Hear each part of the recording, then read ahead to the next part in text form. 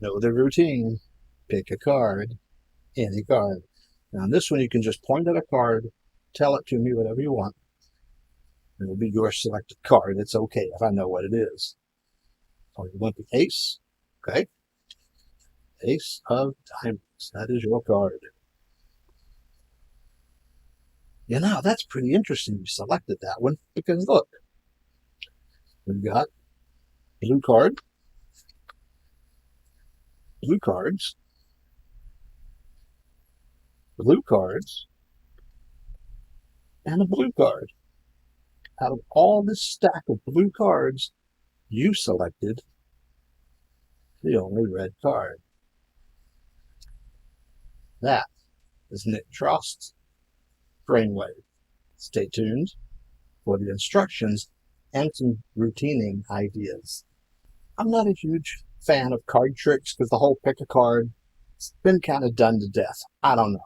I know I'm supposed to love cards. I kind of don't. Packet tricks I like.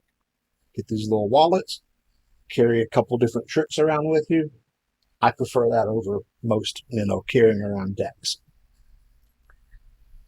This is one of my favorites. It's called Brainwave. It's by Nick Trost. Nick Trost has a series of books,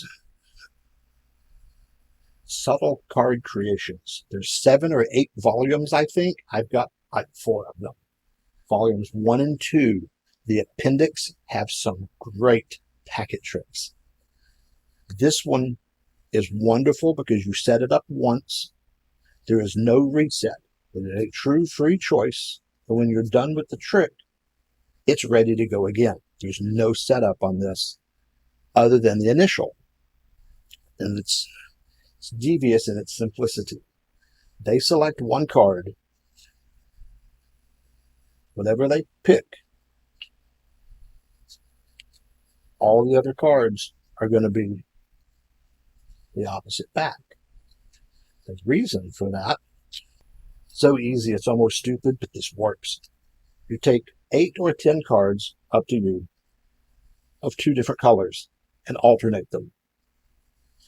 If you do much cards, you're going to have some spare decks. So I've got like a stack. It's like 4 or 5 decks of red and 2 decks of blue. They're kind of wore out or they've got missing cards for whatever reason. So I have some spares. So I just grab random cards out of 2 colors. You go red, blue, all the way through. When you spread it out, it is a true free choice. What happens, let's say in this example, they pick the king. You split it right there, put these on the bottom, set the king down. And what that's done, because it's red, blue, whatever card this is a different back, and this is a different back. So this one is blue, these are red. To show the cards, you use what's called the Flustration Count. The Flustration Count, when you read about it in a book, you're like, that's never going to work. It's too simple, it's stupid, they're going to catch it. I don't know what to tell you. It works. This one is really good. You show this one fairly. This one, of course, is blue. You show this one, you show this one, and you set it down. You show this one, you show this one. And you said, because what you're doing is you're showing this one fairly, and then you're showing the front of this and just the back. You're showing the same back over and over. And somehow it works. It really, you think you're going to get busted on this, and it doesn't happen. Show the back, you show the back. So you're always just setting down the blue one, and they don't know, and then you can take this one and show the back. So they've seen this whole thing is red, and that one's blue. When you're done, you just put it right there, or right on the bottom. Doesn't matter, top or bottom, and you're still red, blue, red, blue. There's no reset. So if you're doing table hopping, you can do this at a table, and as you go to the next table, you're ready. There's no fiddling, there's no turning cards or placement. As long as you keep your spread red, blue, you're good to go. If you're doing like cocktail, people are walking around, you can do this in their hand. You can either, make it serious, like the magic will happen in your hand, or you go, yeah, I hate to use you as a table, but then you can kind of make a joke out of it. All depends on your style. They can hold that one in their hand, and then when you show these, you can put them either in their other hand or in someone else's hand. Or you just need a little corner of a table. You can do it it takes very little space. If you've only got a little corner, you can set their card there.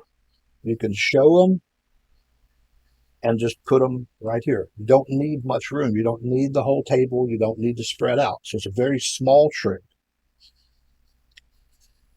I'm just getting them out of order now, paying attention. So it's a very easy trick to do in a small location. You can do it in their hands. This is one you don't want to repeat too often. They say don't do a trick more than once. And we're way up north of the island. Our Rotary Club had just built a school. It was after a big typhoon, and it wiped out this little fishing village. And so we built them a new school, and we're turning the building over to the school board. And we show up. We didn't build it. We, of course, get money and hire people. One takes all the fun out of it. We're not swinging hammers, though. We're collecting money. And then we show up for picture taking. So we were there for pictures. And the speeches were just going on and on. And the speeches were going forever. And I was getting bored. So I knew I had time before picture taking. I snuck out the back. I was walking along the beach. It's a beautiful area. So a whole bunch of kids were skipping it too, because it was kind of a boring speeches. So I did this for a group of kids. And the first one that would approach me she was probably 12. So we did the trick and she was pretty amazed. And then all the other kids wanted to do it. I'm like, okay, you're not supposed to do the trick more than once, but what the hell? So I did it for every single kid there, that each one wanted to do it. And because there's no reset, it worked out. But I'm sitting there doing this, 8, 10 times in a row. That first kid, the girl, she kind of looked at me partway through. She goes, I think I see what you're doing. And I just kind of smiled and gave her kind of a little wink, like, yeah, don't ruin it for them. So I let her be in on it. And she loved being in on it, that she was in the know. I never asked her what she thought it was. She might have been right. She might have been wrong. Doesn't matter. She thinks she has it figured out. And I just went with it. It was like, cool. Just, keep it a secret. And so she thought that was neat that she was in on the secret, whether she was or not. But when you do it over and over like that, you're likely to get caught, because she saw it. She saw me doing this multiple times. So she's like, okay, it's not always red. It's not always blue. It's either one. So she's, it took her a few minutes, but I think she figured it out. But it could be somebody that would blurt out I see what you did, and then ruin the trick for everyone. So you really don't want to do it a whole bunch, but this was for little bitty kids. Most of them were like 6 or 7 and didn't speak any English. So this is a good visual trick. They can see their card is a different color than all the others. They don't have to understand anything you're saying. So it was really good to do for this group. And they were young enough. I didn't really care if someone busted it anyway. We were just having fun. But you're really not supposed to do it too many times in a row. And generally I would not. But in that situation, it was fun.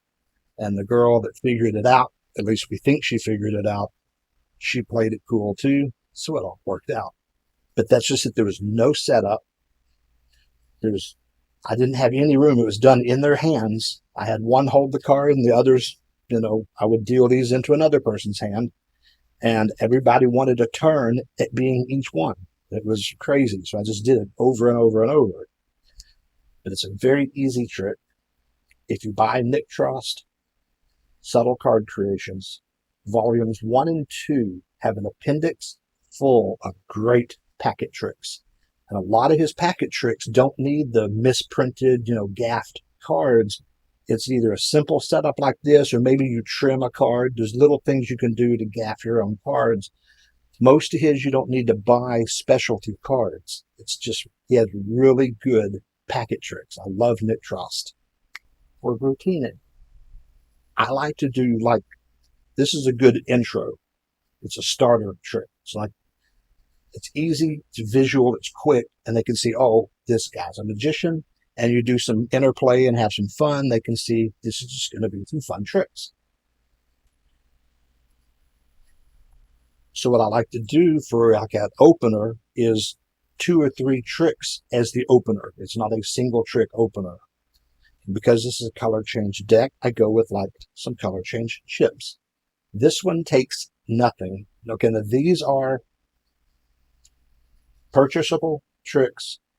There are gaffs. It is not my trick. I'm not going to show you how it's done. Not hard to figure out, but you're not going to make one yourself anyway. You will need to buy them. I suppose you could make these yourself, but it'd be a lot of work. You'd be better off just buying them. Tricks that have been around forever, published in lots of books. We're okay showing that. Marketed tricks, I'm not going to teach. Like I said, I want to teach magic. This is not a reveal channel. So it won't be hard to figure out what these are. This is not, generally I wouldn't do these for grown-ups. Teenagers and down. I've done these for grown-ups and it works, but they're pretty easy to catch on what's going on. What I would do is I would start with this one and just show them we've got these 2 chips and put them together, say, boogity boogity, whatever your magic word is, and they change colors. It's nothing to it. It's a simple little thing, but it just kind of gets their attention. They're like, wait, what just happened? You put those away and you go into this one. You say, what we'll do then is we'll make a prediction. This envelope has my prediction. You pick any one of the chips you want, and that will be yours, and we'll see if I was able to select it. Set it there. You talk with them, show them the different colors. You can do some talking, playing, interaction. You want to try and keep them involved, keep it fun. I'm just kind of showing you real quick. Take this one. Show them the prediction card. Your chip will be red. Sure enough, the chip is red. And the crowd goes wild. Maybe not, but it's a fun trick anyway. Good introduction. Like I said, these are both very simple, but you do this one as just a quick flash, and they're like, wait, what? And it kind of gets their attention. This one, you get some interaction. You're talking to them, you're playing, and then you do this color change. So it's kind of like a little color change opener. You've established yourself as a magician with some good interplay with them back and forth. For me, I like to do it where I'm just having fun. We're hanging out, we're having fun. I'm not, look at me, I'm a magician. If that works for you, do it. But I just do it more as we're hanging out, having a good time. Talk, joke, play with them. This just kind of gets their attention. This makes them think a little bit. Like I said, they're not hard to figure out, but they're fun. And as long as they're having fun, they don't want to bust you anyway. And then you do this one, and this is, especially the first time someone does this to you, it's a good head scratcher. People are like, and it kind of really confuses them. And as I said, because there's no reset, you do this one, and when you're done with it, you're still good to go. You just immediately can do it if you're table hopping or doing cocktails or any, walk around. It's ready to go again. There's no setup. These do take just a minute of setup, not much. These you're not going to probably want to carry around with you too much. This is more of a small table setup. This one is really great for walk around, and it's a good introductory trick. If I'm at a table, I like to kind of do the 3 together as my color change opener. And then you can go into whatever you want, a 10-minute rope routine or whatever you want to do. So this is a really fun little packet trick. It's a great way to start an evening trick. They know what they're doing. It's a card trick, but it's an easy visual color change, makes it fun. It's really a neat trick, and I carry this one with me all the time. I get great reactions with it. Have fun and keep practicing. For more detailed instructions and pictures, please visit the blog at FreeMagicFun.com. Keep practicing.